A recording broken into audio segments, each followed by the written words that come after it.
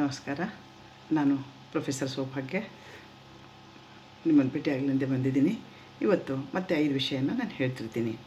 ಪ್ರಜಾಪ್ರಭುತ್ವ ಹೇಗಿರಬೇಕು, ನಿಜವಾದ ಪ್ರಜಾಪ್ರಭುತ್ವ ಅಂದರೆ ಏನು ಅದನ್ನು ಹೇಳ್ತಾ ಇದ್ದೀನಿ. ಪ್ರತಿಯೊಂದು ಸರ್ಕಾರಿ ಯೋಜನೆಗಳನ್ನು ಕೇಳಿ. ಪ್ರತಿಯೊಂದು ಸರ್ಕಾರಿ ಯೋಜನೆಗಳನ್ನು ಆ ಕ್ಷೇತ್ರದ ಮೆಜಾರಿಟಿ ಪ್ರಜೆಗಳ ಒಪ್ಪಿಗೆ ಪಡೆದು ಮಾಡಬೇಕು ಅಲ್ವಾ? ನೀವೇನಂತೀರಿ? ಮುಂದುವರಿತೀನಿ ಹಾಗೆಯೇ. ಆಮೇಲೆ ಇನ್ನೊಂದು ವಿಷಯ, ನೆಕ್ಸ್ಟ್ ಪಾಯಿಂಟ್, ಪ್ರತಿಯೊಂದು ಚುನಾಯಿತ ಪ್ರತಿನಿಧಿಯು ವೆಬ್ಸೈಟ್ ಅಥವಾ ಆ್ಯಪ್ ಮಾಡಿ ಅದರಲ್ಲಿ ಅವನ ಕ್ಷೇತ್ರದ ಪ್ರಜೆಗಳನ್ನು ಸೇರಿಸಬೇಕು. ಇದು ಅವನ ಮೊದಲನೇ ಕರ್ತವ್ಯ ಆಗಬೇಕು. ಅದರಿಂದ ಪ್ರಜೆಗಳನ್ನು ನಿರಂತರ ಸಂಪರ್ಕಿಸಬಹುದು. ಇದು ಓಕೆನಾ? ನೆಕ್ಸ್ಟ್ ನಾನು ಹೇಳಿದ್ದೇನೆಲ್ಲ, ಮೊದಲು ಹೇಳಿದ್ದೀನಿ, ಮತ್ತೆ ಅದು ಕರೆಕ್ಟಾಗಿ ಪಾಯಿಂಟ್ ಹೇಳ್ತಾ ಇದ್ದೀನಿ. ಆ್ಯಪ್ ಮಾಡಿಕೊಂಡು ಆ ಪ್ರಜೆಗಳ ಕೆಲವು ಮೇನ್ ಜನರನ್ನು ಸೇರಿಸ್ಕೊಂಡು ನಾವು ಸಂಪರ್ಕದಲ್ಲಿರಬೇಕು. ಎಲ್ಲಿ ಏನು ಕುಂದುಕೊರತೆಗಳಿದೆ, ಎಲ್ಲಿ ಏನು ಕಡಿಮೆ ಆಗ್ತಾಯಿದೆ, ಎಲ್ಲಿ ಏನು ಮಾಡಬೇಕು ಅದನ್ನು ಸಂಪರ್ಕದಲ್ಲಿ ಇಟ್ಕೊಂಡ್ರೆ ಗೊತ್ತಾಗಿರುತ್ತೆ ಅಲ್ವಾ? ಇದು ಒಂದು. ಆಮೇಲೆ ನೆಕ್ಸ್ಟ್ ಪಾಯಿಂಟ್, ವರ್ಷದ ಲೆಕ್ಕಪತ್ರ ಬಡ್ಜೆಟ್ ಪ್ರಜೆಗಳಿಗೆ ತೋರಿಸುವಾಗ ಅದರೊಂದಿಗೆ ಮೊದಲ ವರ್ಷದ ಆದಾಯ ಹಾಗೂ ಖರ್ಚುಗಳ ಸಂಪೂರ್ಣ ಲೆಕ್ಕ ಕೊಡಬೇಕು. ಓಕೆನಾ? ಬಜೆಟ್ ಕೇವಲ ಒಂದು ಅಂದಾಜು ಲೆಕ್ಕಪತ್ರ, ನಿಜವಾದ ಲೆಕ್ಕಪತ್ರ ಆಗಿ ಹೋಗಿರುವ ವರ್ಷದ್ದಾಗಿರಬೇಕು.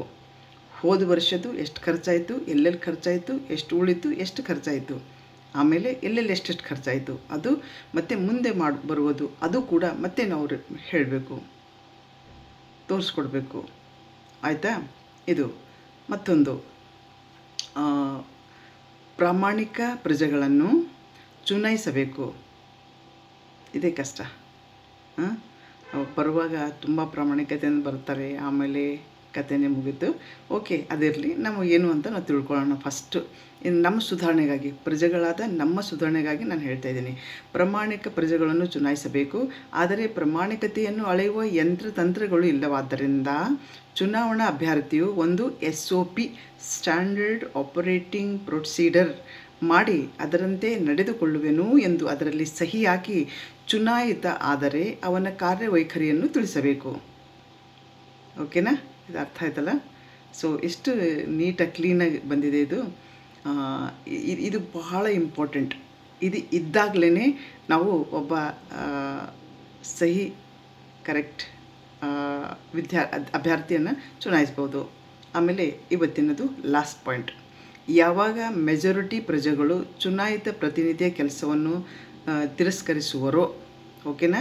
ಯಾವಾಗ ಮೆಜಾರಿಟಿ ಪ್ರಜೆಗಳು ಚುನಾಯಿತ ಪ್ರತಿನಿಧಿ ಕೆಲಸಗಳನ್ನು ತಿರಸ್ಕರಿಸುವರೋ, ಅವ್ರಿಗೆ ಇಷ್ಟ ಆಗದೇ ಇರುವಾಗ ಆವಾಗ ಅವನು ಅಥವಾ ಅವಳು ರಾಜೀನಾಮೆ ಕೊಡಬೇಕು. ಯಾರು ಪ್ರತಿನಿಧಿಯಾಗಿ ಬಂದಿರ್ತಾರಲ್ಲ ಅವ್ರು ಮಾಡಿರೋ ಕೆಲಸ ಪ್ರಜೆಗಳಿಗೆ ಇಷ್ಟವಾಗದೇ ಇರುವಾಗ ಆವಾಗ ಅವರು ಅಥವಾ ಅವನು ಏನಿರ್ತಾರಲ್ಲ ಆರಿಸ್ಕೊಂಡು ಬಂದವರು ಇದನ್ನು SOPಯಲ್ಲಿ ಬರೆಯಬೇಕು. ಬರೆದು ಹೇಳಬೇಕು, ಈ ಥರ ನಾನು ಮಾಡಿದೆ, ಆದರೂ ಪ್ರಜೆಗಳಿಗೆ ಅದು ಇಷ್ಟ ಆಗಿಲ್ಲ, ಅಥವಾ ಪ್ರಜೆಗಳಿಗೆ ಏನು ಅವರು ಒಪಿನಿಯನ್ ಹೇಳಿದ್ರಂತ ಅದರಲ್ಲಿ ಬರೆಯಲೇಬೇಕು. ಇದು ಇವತ್ತಿನ ಕೊನೆಯ ಪಾಯಿಂಟ್. ಇನ್ನು ಮತ್ತೊಂದು ನೆಕ್ಸ್ಟ್ ವಿಡಿಯೋನಲ್ಲಿ ಮತ್ತೆ 5 ಪಾಯಿಂಟ್ಗಳು ತೊಗೊಂಡು ನಿಮ್ಮ ಎದುರಿಗೆ ಬರ್ತೀನಿ. ನಮಸ್ಕಾರ. ಏನಂತೀರಾ? ನಿಮ್ಮ ವಿಚಾರನೂ ನೀವು ಹೇಳಬೇಕು. ನಿಮ್ಮ ವಿಚಾರ ಏನು ಅಂತಲೇ ಹೇಳಬೇಕು. ನಾವು ಪ್ರಜೆಗಳು ಅಲ್ವಾ? Give and take thoughts, things give and take ಆಗಬೇಕು. ನಮಸ್ಕಾರ.